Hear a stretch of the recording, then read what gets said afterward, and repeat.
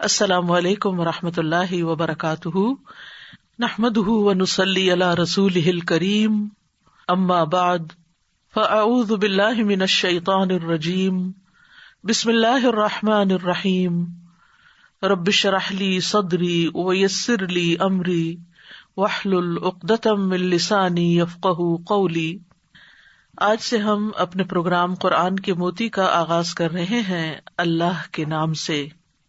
مومن اپنے ہر کام کا آغاز بسم اللہ سے کرتا ہے، اللہ کے نام سے کرتا ہے، کیونکہ اللہ ہی نے ہمیں پیدا کیا ہے، اللہ ہی ہمیں رزق دے رہا ہے، اللہ ہی کی طرف ہمیں لوٹ کر جانا ہے۔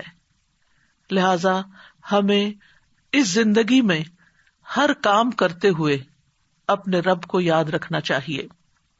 قرآن مجید کا آغاز بھی اللہ سبحانہ تعالیٰ نے بسم اللہ سے کیا، اور ہمارے لیے یہی مشروع کیا کہ ہم اپنا ہر قول اور عمل بسم اللہ کے ساتھ شروع کریں۔ پہلی وحی کا آغاز بھی اللہ کے نام کے ساتھ ہوا۔ جبریل امین نے پہلی مرتبہ جب نبی صلی اللہ علیہ وسلم کو قرآن مجید کی پہلی آیت سکھائی تو فرمایا، اقرأ بسم ربک الذی خلق، اپنے رب کے نام سے پڑھ جس نے پیدا کیا۔ تو گویا عبادت ہو یا ہمارے دنیا کے کام ہوں، ان سب میں ہمیں اپنے رب کو یاد رکھنا ہے، اور اس کے بے شمار فائدے بھی ہیں۔ اللہ سبحانہ تعالیٰ کا نام بابرکت ہے، لہذا جب ہم اللہ کے نام سے کوئی کام شروع کرتے ہیں تو ہمارے کاموں میں برکت پیدا ہو جاتی ہے۔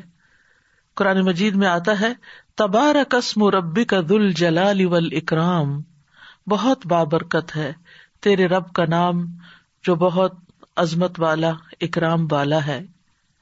جب ہم عبادت کرتے ہیں تو کہتے ہیں ایاک نعبد و ایاک نستعین، صرف تیری ہی ہم عبادت کرتے ہیں اور تجھی سے ہم مدد چاہتے ہیں، کیونکہ ہم کمزور ہیں، ہم اللہ کی عبادت کا حق ادا نہیں کر سکتے۔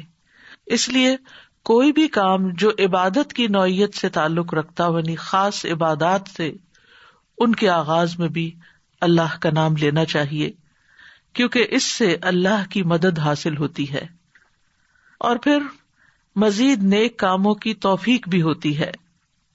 انسان برائی سے بچتا ہے، شیطان کے وار سے محفوظ رہتا ہے، کیونکہ اللہ تعالیٰ کی مدد، توفیق اور سپورٹ انسان کو حاصل ہو جاتی ہے، اور انسان کے اندر کوئی فخر اور غرور نہیں آتا۔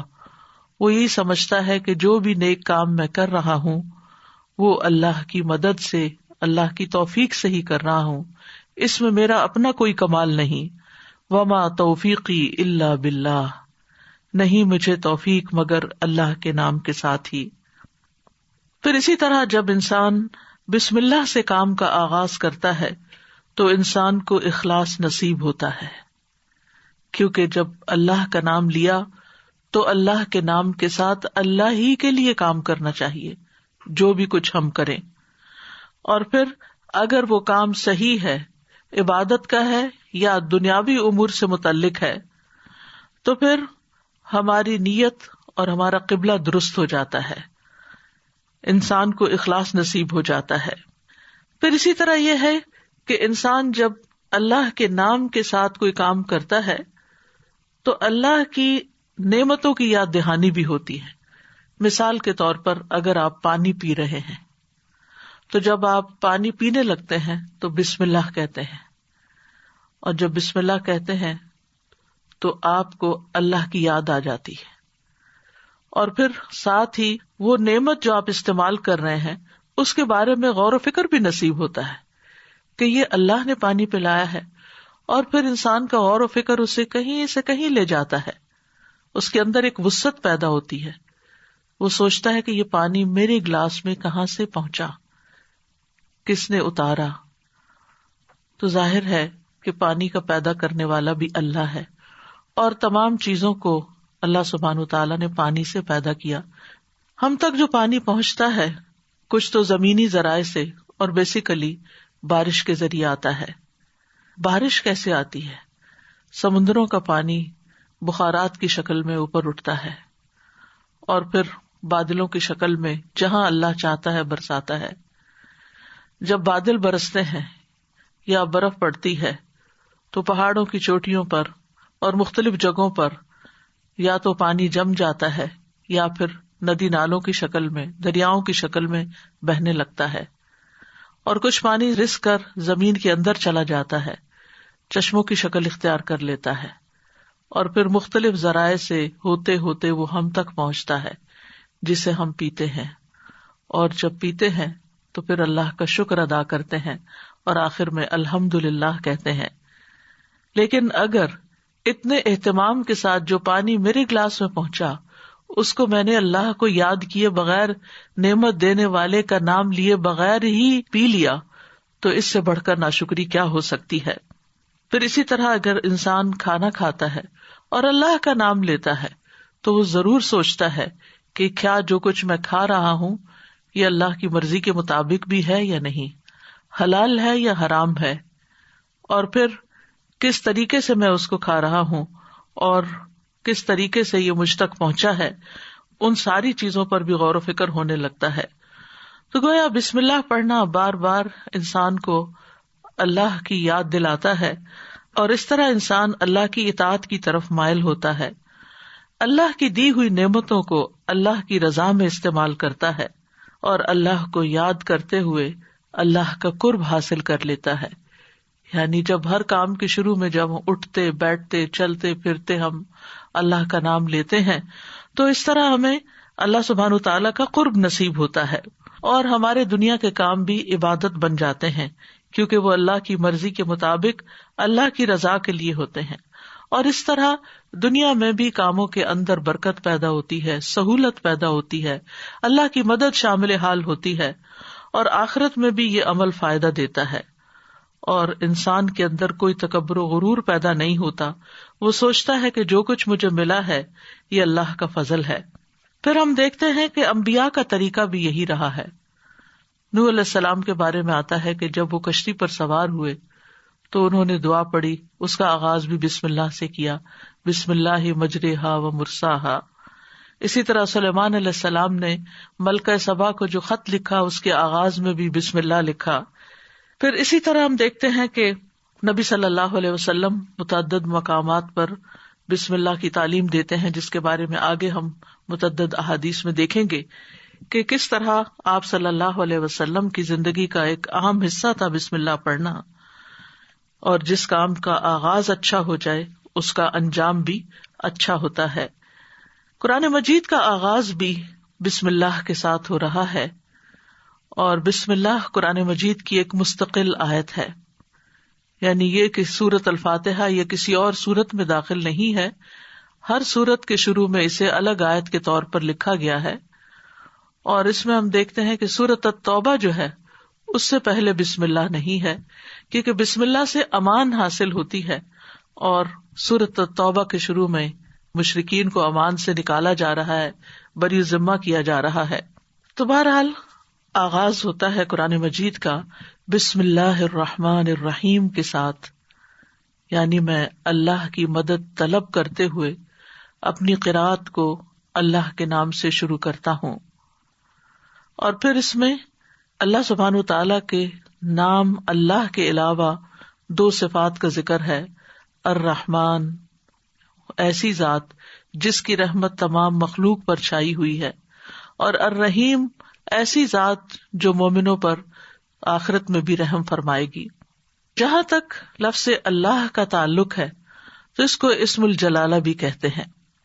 اللہ کی اصل الالہ ہے، اور لغت عرب میں الہ 4 معنوں پر بولا گیا ہے.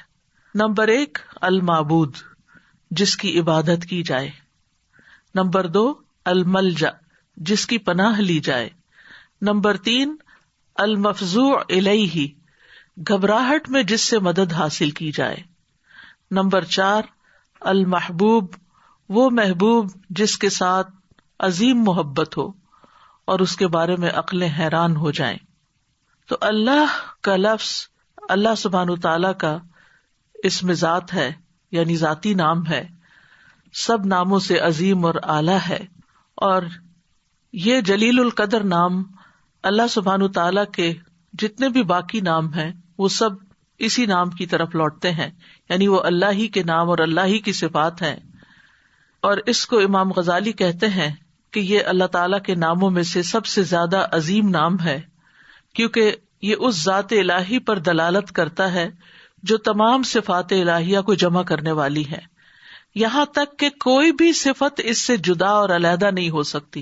یعنی اللہ تعالیٰ کے جتنے بھی باقی اچھے اچھے نام ہیں وہ سب اللہ ہی کے نام ہیں. وَلِلَّهِ الْأَسْمَاءُ الْحُسْنَى، کہ اللہ ہی کے لیے ہیں اچھے اچھے نام. سورۃ الاسراء میں آتا ہے قُلِ ادعُوا اللَّهَ أَوِ ادعُوا الرَّحْمَٰنَ أَيَّمَّا تَدْعُوا فَلَهُ الْأَسْمَاءُ الْحُسْنَى، کہہ دیجئے کہ اللہ کو پکارو یا رحمان کو پکارو، تم جس کو بھی پکارو گے سو بہترین نام اسی کے ہیں. اسی طرح سورۃ الحشر میں آتا ہے هو اللہ الخالق البارئ المصور لہ الاسماء الحسنى، وہ اللہ ہی ہے جو خاکہ بنانے والا ہے، گھڑنے ڈھالنے والا ہے، صورت بنا دینے والا ہے.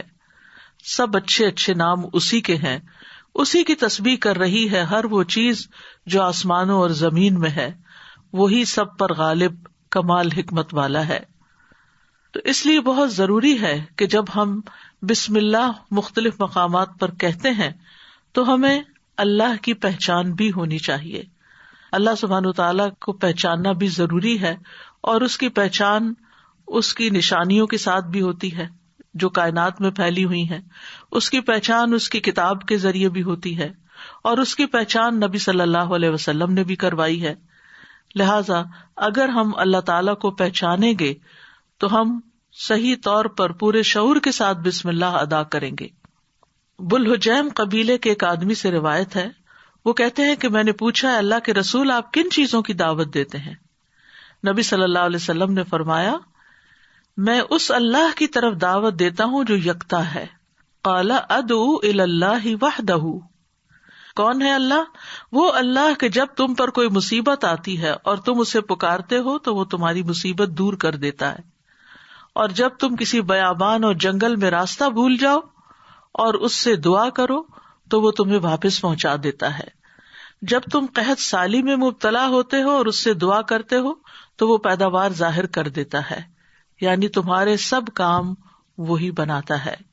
لیکن یہاں خاص طور پر اس آیت کے اندر یعنی بسم اللہ الرحمن الرحیم کے اندر اللہ سبحانہ تعالیٰ نے اپنا جو تعارف کرایا ہے، اپنی جو پہچان کرائی ہے، وہ اپنی صفت رحمت کے ساتھ کروائی ہے کہ کون ہے اللہ؟ وہ جو بے حد مہربان، بہت ہی زیادہ مہربان. الرحمن فعلان کے وزن پر مبالغے کا صیغہ ہے کہ جو بہت ہی زیادہ، یعنی انسان کی عقل اس کو کمپریہینڈ کر ہی نہیں سکتی کہ وہ کتنا مہربان ہے. اور پھر مزید اسی صفت سے، صفت رحمت ہی سے الرحیم کا لفظ آیا کہ جو بار بار رحم کرنے والا ہے. لہذا اللہ سبحانہ و تعالی وہی ہے جو اپنی رحمتیں نچھاور کرتا ہے، اور رحمت کا مطلب ہے نرمی اور شفقت کرنے والا. گویا اللہ سبحانہ و تعالیٰ کی صفات میں اللہ تعالیٰ کے اپنے بندوں کے ساتھ، اپنی مخلوق کے ساتھ معاملہ کرنے میں نرمی اور شفقت ہے. اور رحمان اور رحیم دونوں صفات اللہ ہی کی ہیں، دونوں نام اللہ ہی کے ہیں، لیکن دونوں میں تھوڑا فرق ہے.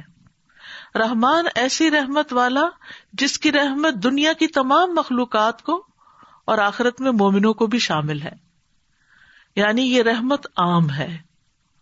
اور اسی نام سے اللہ سبحانہ تعالیٰ نے اپنے آپ کی پہچان کروائی کہ الرحمن علی العرش استویٰ، وہ بے حد رحم فرمانے والا عرش پر بلند ہوا.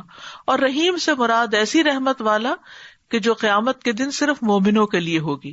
اور ہم جانتے ہیں کہ اللہ سبحانہ تعالیٰ کی رحمت کے 100 حصے ہیں، جس میں سے صرف ایک حصہ دنیا میں اتارا ہے، باقی اللہ سبحانہ تعالیٰ نے آخرت کے لیے، یعنی اس کی باقی رحمتیں 99 جو ہیں وہ آخرت کے لیے ہیں، جس کی بنا پر وہ بندوں کی بخشش فرمائے گا. یہاں دونوں ناموں کو اکٹھا کیوں کیا گیا ہے؟ اللہ سبحانہ تعالیٰ کے دونوں نام الرحمن اور رحیم کا مل کر آنا اللہ سبحانہ تعالیٰ کی رحمت کے مزید کمال کو بیان کرتا ہے. اور اس کے بارے میں ابن القیم رحمہ اللہ کہتے ہیں کہ جہاں تک الرحمن الرحیم دونوں ناموں کو جمع کرنے کا تعلق ہے، تو اس کا معنی ان دونوں معنوں سے اچھا ہے جو معنی ان کے الگ الگ بیان کیے جاتے ہیں، یعنی وہ مزید جمع ہو جاتا ہے. اور وہ یہ ہے کہ الرحمن اللہ کی قائم صفت پر دلالت کرتا ہے، اور لفظ الرحیم اللہ کی مخلوق پہ کی جانے والی رحمت سے تعلق رکھتا ہے. پس پہلا نام جو ہے اللہ کی ذاتی صفت رحمت پہ دلالت کرتا ہے، اور دوسرا نام اللہ کے فعل پر دلالت کرتا ہے کہ اللہ اپنی رحمت کے ساتھ مخلوق پر رحم فرماتا ہے. اور ابن قیم یہ بھی کہتے ہیں کہ ان دونوں صفات کو جمع کرنے کا یہ فائدہ ہے کہ اللہ نے دنیا میں جلد اور آخرت میں بعد میں واقع ہونے والی رحمت کی خبر دی ہے، اور اللہ کی خاص اور عام رحمت کے متعلق خبر دی گئی ہے، اور اللہ کی رحمت اس کے غضب پر غالب ہے. ابو ہریرہ کہتے ہیں کہ رسول اللہ صلی اللہ علیہ وسلم نے فرمایا، جب اللہ مخلوق کو پیدا کر چکا تو اس نے اپنی کتاب لوح محفوظ میں لکھا جو اس کے پاس عرش پر موجود ہے کہ میری رحمت میرے غضب پر غالب ہے، اور اس کی رحمت بہت وسیع ہے. قرآن مجید میں آتا ہے وَرَحْمَتِي وَسِعَتْ كُلَّ شَيْءٍ، میری رحمت نے ہر چیز کو گھیر رکھا ہے. کوئی اس کو مانتا ہے یا نہیں مانتا، اس کی عبادت کرتا ہے یا نہیں کرتا، جتنے بھی ہم دنیا میں لوگ چل پھر رہے ہیں، سخت نافرمانیاں کرتے ہیں، لیکن اس کے باوجود وہ ہمیں جینے کی مہلت دیتا ہے، رزق دیتا ہے، ہمارے کام سنوارتا ہے، ہمیں مشکلات سے بچاتا ہے. تو اللہ کے یہ دونوں نام جو ہیں، انسان کو اگر ان کی پہچان ہو جائے تو ہر غم اور پریشانی اس کی دور ہو جائے، کیونکہ ہر تکلیف میں، ہر مشکل میں اگر انسان یہ یاد کر لے کہ میرا رب بڑا ہی مہربان ہے، بڑی ہی رحمت فرمانے والا ہے، تو انسان کی پریشانی دور ہو جائے کہ وہ ہے کوئی جو میری مشکل آسان کر سکتا ہے، اور وہ اپنی رحمت فرمائے گا اور ضرور کر دے گا. تو ہمیں ہر کام سے پہلے بسم اللہ پڑھنی چاہیے، کیونکہ اللہ سبحانہ تعالیٰ کا نام لینے والا کامیاب ہوتا ہے. جیسے کہ قرآن مجید میں آتا ہے قد افلح من تزکا وذکر اسم ربہ فصلی، بے شک کامیاب ہو گیا جو پاک ہوا اور اس نے اپنے رب کا نام یاد کیا. یعنی رب کا یہ نام لینا کامیابی کی علامت ہے، کامیابی کی ضمانت ہے. اور پھر نماز پڑھی، اور صبح و شام خاص طور پر اللہ کا نام لینا چاہیے. سورۃ الانسان میں آتا ہے وَاذْكُرِ اسْمَ رَبِّكَ بُكْرَةً وَأَصِيلًا، اور اپنے رب کا نام صبح اور پچھلے پہر یاد کیا کرو. تو بہرحال اللہ کا نام لینا برکت کا سبب ہے. ایک شخص نے نبی صلی اللہ علیہ وسلم سے کہا، ہم کھانا تو کھاتے ہیں لیکن ہم سیر نہیں ہوتے، ہمارا پیٹ نہیں بھرتا. آپ نے فرمایا شاید تم الگ الگ کھاتے ہو، اپنے کھانے پہ جمع ہو جایا کرو اور کھانے کے وقت اللہ کا نام لیا کرو، وہ تمہارے لیے اس کھانے میں برکت ڈال دے گا. یعنی یہ مطلب یہ ہے کہ اگر تھوڑا بھی ہوگا تو تمہارا پیٹ بھر جائے گا اور تمہاری بھوک مٹ جائے گی. اسی طرح اللہ کا نام لینے سے انسان کو ہر طرح کی حفاظت بھی ملتی ہے. جابر بن عبداللہ سے مروی ہے کہ رسول اللہ صلی اللہ علیہ وسلم نے فرمایا، جب رات کا آغاز ہو یا جب شام ہو جائے تو اپنے بچوں کو روک لو، گھر سے باہر نہ نکلنے دو، کیونکہ اس وقت شیاطین پھیل جاتے ہیں. پھر جب رات کی ایک گھڑی گزر جائے تو انہیں چھوڑ دو اور دروازے بند کر لو. اس وقت اللہ کا نام لو، کیونکہ شیطان بند دروازے نہیں کھول سکتا.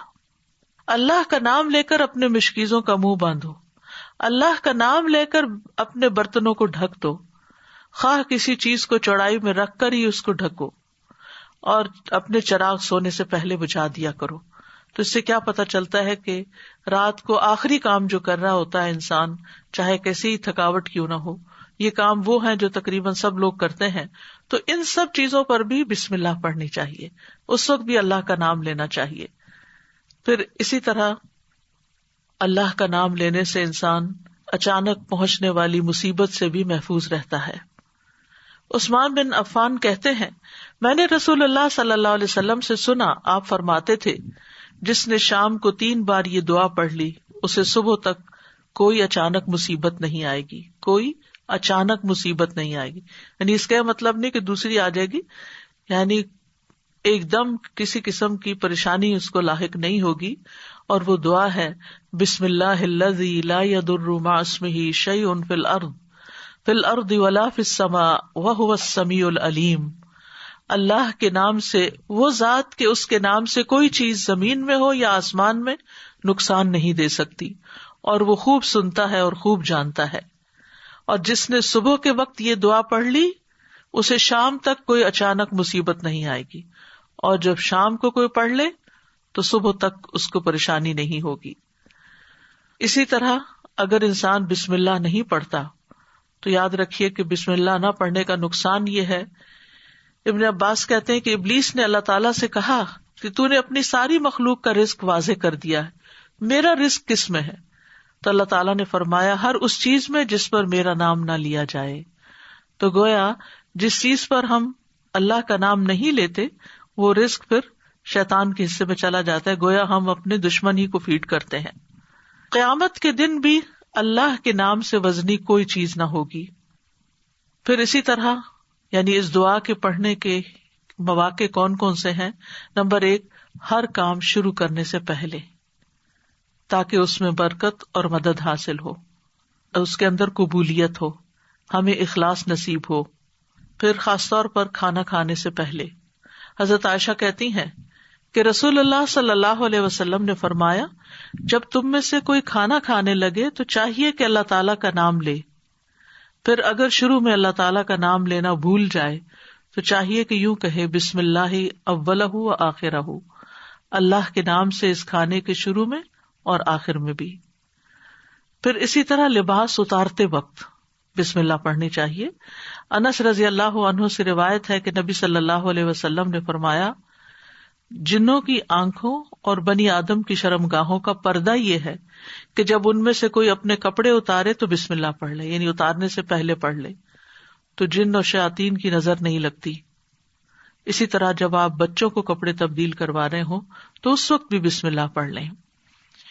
اسی طرح بیت الخلاء جاتے وقت یعنی اندر پاؤں رکھنے سے پہلے بسم اللہ پڑھ کے دروازہ کھولیں.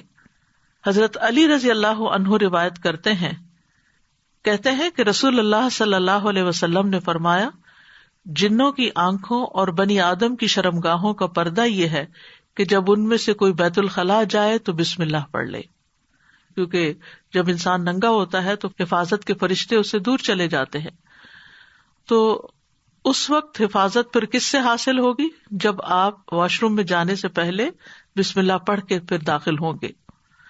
اسی طرح وضو سے پہلے ابو ہریرہ کہتے ہیں کہ رسول اللہ صلی اللہ علیہ وسلم نے فرمایا لا صلاۃ لمن لا وضوء لہ ولا وضوء لمن لم یذکر اسم اللہ تعالی علیہ، کہ جس کا وضو نہیں اس کی نماز نہیں، اور جو شخص وضو کے شروع میں اللہ تعالی کا نام نہ لے اس کا وضو نہیں. اب یہاں پر بعض لوگوں کو یہ پریشانی ہوتی ہے کہ ہم واش روم میں کھڑے ہوتے ہیں، وہیں سنک ہے، وہیں کموڈ ہے، تو پھر ہم بسم اللہ کس طرح پڑھیں؟ اس کے ایک تو یہ ہے کہ جب آپ وضو کی نیت سے جا رہے ہیں تو اندر داخل ہونے سے پہلے ہی پڑھ لیں اور جا کے ٹیپ کھول لیں اور اپنا وضو شروع کر دیں. دوسرا یہ ہے کہ آپ دل میں پڑھ لیں. لیکن اگر کوئی بھول گیا ہے تو جس وقت یاد آئے یعنی وضو کے دوران اس وقت بھی پڑھ سکتا ہے. پھر اسی طرح پڑھنا ہی بھول گیا تو اس کا کیا مطلب وضو ہوا ہی نہیں سرے سے، یا پھر یہ کہ اس کی اگر وضو نہیں ہوا تو کیا نماز ہی نہیں ہوئی؟ نہیں، اس کا مطلب یہ کہ اس کا وضو کامل نہیں ہوا. یہاں علماء نے اس کا مطلب یہ کیا ہے کہ اس کے وضو میں نقص رہ گیا. وضو ہو جائے گا، نماز ہو جائے گی، لیکن وہ جو برکت حاصل ہونی تھی یا زیادہ ثواب ملنا تھا اس سے انسان محروم ہو جاتا ہے. پھر اسی طرح یہ ہے کہ قرآن مجید کی قرأت سے پہلے بسم اللہ پڑھنی چاہیے. قتادہ سے روایت ہے، وہ کہتے ہیں کہ انس رضی اللہ عنہ سے سوال کیا گیا کہ نبی صلی اللہ علیہ وسلم کی قرأت کیسی تھی، تو انہوں نے بیان کیا کہ آپ صلی اللہ علیہ وسلم کھینچ کر پڑھتے تھے. پھر آپ نے بسم اللہ الرحمن الرحیم کو پڑھا، یعنی بسم اللہ الرحمن الرحیم، یعنی مد کے ساتھ پڑھتے تھے الرحمن کو، الرحیم کو بھی کھینچ کر تلاوت کرتے تھے. پھر اسی طرح کھانا کھانے سے پہلے بھی عمر بن ابی سلمہ رضی اللہ عنہ کہتے ہیں میں بچہ تھا اور رسول اللہ صلی اللہ علیہ وسلم کی پرورش میں تھا. عمر بن ابی سلمہ جو ہے یہ ابو سلمہ رضی اللہ عنہ کے بیٹے ہیں، ام سلمہ کے بھی بیٹے ہیں. ام سلمہ کی جب شادی ہوئی تو یہ نبی صلی اللہ علیہ وسلم کے گھر میں بچے آ گئے، یعنی آپ کے ربیب تھے اور آپ کی پرورش میں تھے. تو وہ کہتے ہیں کہ کھانا کھاتے وقت میرا ہاتھ برتن میں چاروں طرف گھوما کرتا جیسے بچے عام طور پر کرتے ہیں. تو رسول اللہ صلی اللہ علیہ وسلم نے مجھ سے فرمایا، اے لڑکے بسم اللہ پڑھ لیا کرو اور دائیں ہاتھ سے کھایا کرو، اور برتن میں وہاں سے کھایا کرو جو جگہ تم سے نزدیک ہو، یعنی اپنے سامنے سے کھاؤ. وہ کہتے ہیں کہ چنانچہ اس کے بعد میں ہمیشہ اسی ہدایت کے مطابق کھاتا رہا. تو یہ ٹیبل مینرز ہیں، کھانا کھانے کے آداب ہیں، اور اس میں نہ صرف یہ کہ بڑوں کو اس کا اہتمام کرنا چاہیے بلکہ بچوں کو بھی سکھانا چاہیے. پھر اسی طرح گھر میں داخل ہوتے وقت بسم اللہ پڑھ کر داخل ہوں.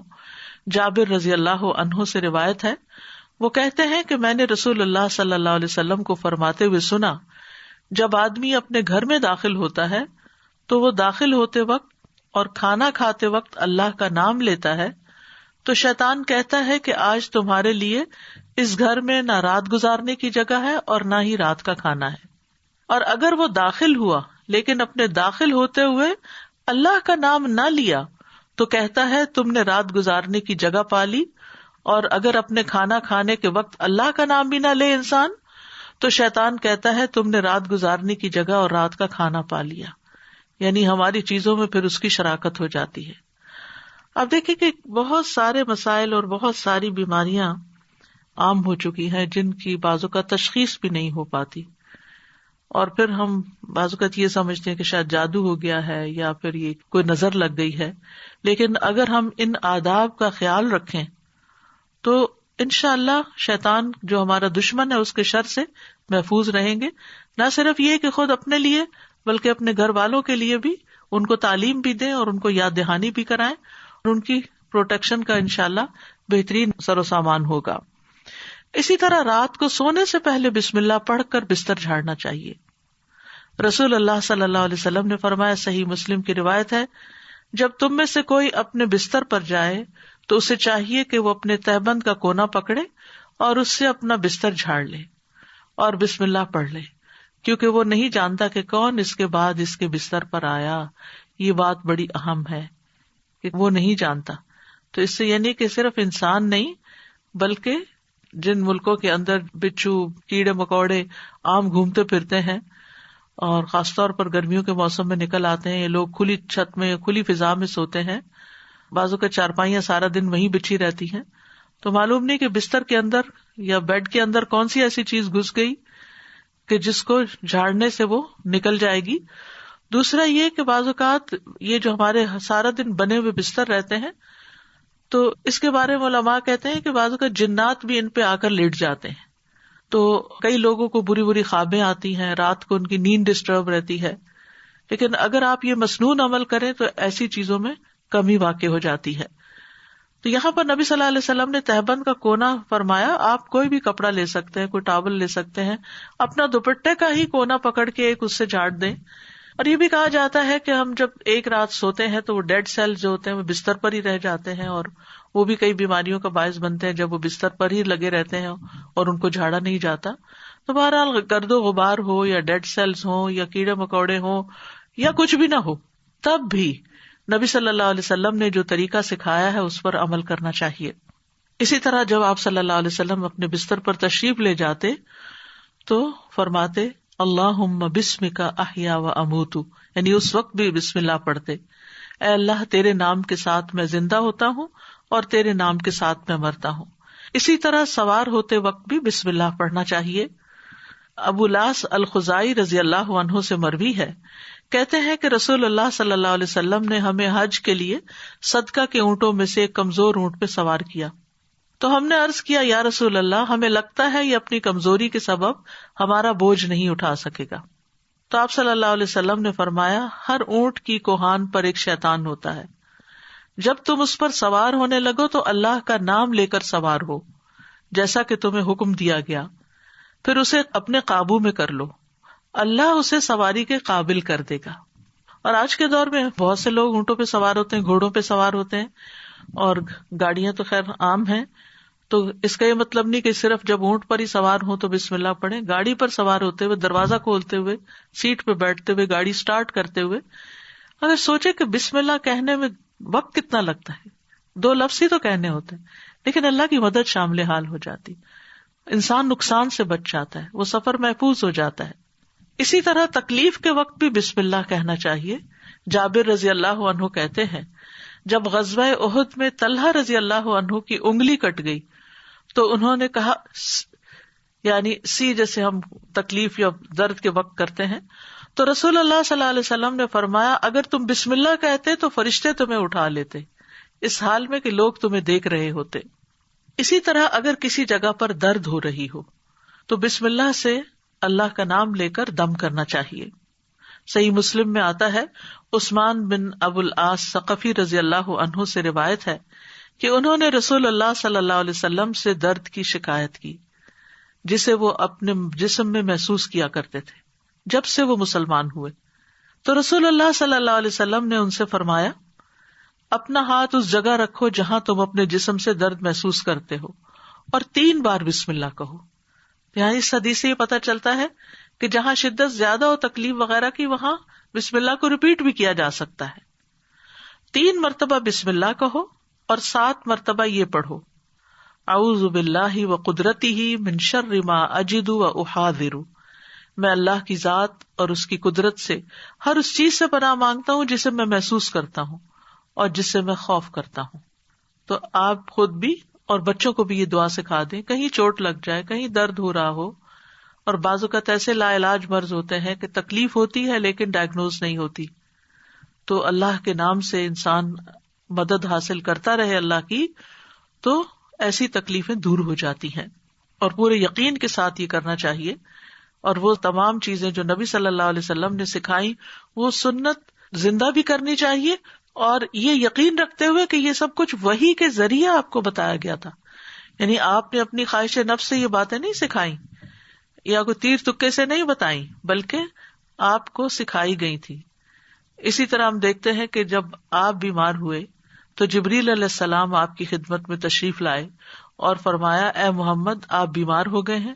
آپ صلی اللہ علیہ وسلم نے فرمایا ہاں.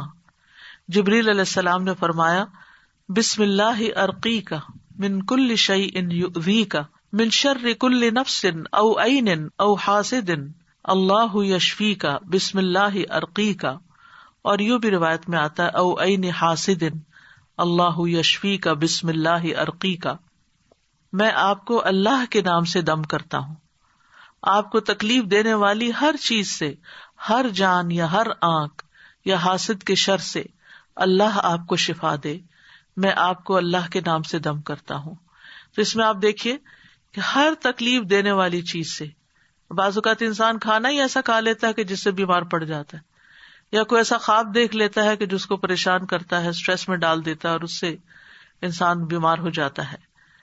یا اسی طرح بعض لوگوں کی نظر لگ جاتی ہے، بعض لوگوں کا حسد ہوتا ہے.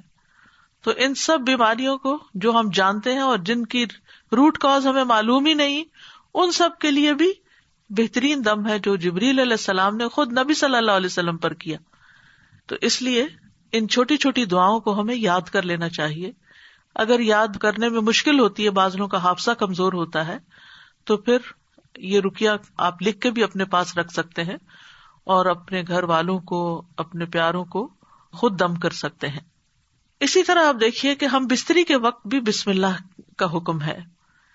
یعنی اس سے یہ پتہ چلتا ہے کہ چاہے آپ نماز پڑھ رہے ہیں یا قرآن پڑھ رہے ہیں یا پھر عین دنیا کے کوئی کام کر رہے ہیں، تو آپ بسم اللہ سے ان کا آغاز کریں. ابن عباس کہتے ہیں، اور وہ اس حدیث کو نبی صلی اللہ علیہ وسلم تک پہنچاتے ہیں کہ آپ نے فرمایا جب تم میں سے کوئی اپنی بیوی کے پاس آئے تو کہے بسم اللہ اللہم جنبنا الشیطان وجنب الشیطان ما رزقتنا. اللہ کے نام کے ساتھ اے اللہ ہمیں شیطان سے بچا اور شیطان کو اس چیز سے دور رکھ جو اس کے نتیجے میں تو ہمیں عطا فرمائے. یہ دعا پڑھنے کے بعد میاں بیوی کو جو اولاد ملے گی اسے شیطان نقصان نہیں پہنچا سکتا. یعنی اتنا فائدہ ہے اس دعا کا. یعنی عین اس وقت بھی اللہ کے نام کو، اللہ کی یاد کو نہیں بھولنا چاہیے. پھر اسی طرح جانور ذبح کرتے وقت قرآن مجید میں آتا ہے وَالْبُدْنَ جَعَلْنَاهَا لَكُم مِّن شَعَائِرِ اللَّهِ لَكُم فِيهَا خَيْرٌ فَاذْكُرُوا اسْمَ اللَّهِ عَلَيْهَا صَوَافَّ، اور قربانی کے بڑے جانور ہم نے انہیں تمہارے لیے اللہ کی نشانیوں سے بنایا، یعنی اللہ کی نشانیاں ہیں، تمہارے لیے ان میں بڑی خیر ہے، سو ان پر اللہ کا نام لو، اس حال میں کہ گھٹنا بندھے کھڑے ہوں، یعنی اونٹوں پر۔ اور اس کا مطلب نہیں کہ صرف اونٹوں پر، بلکہ آپ صلی اللہ علیہ وسلم نے ایک مرتبہ سینگوں والے مینڈھوں کی قربانی دی تو آپ اپنے ہاتھ سے انہیں ذبح کر رہے تھے، اور حضرت انس کہتے ہیں کہ میں نے دیکھا آپ نے ان کے رخسار پر قدم رکھا ہوا تھا، آپ نے بسم اللہ پڑھی اور تکبیر کہی، بسم اللہ اللہ اکبر۔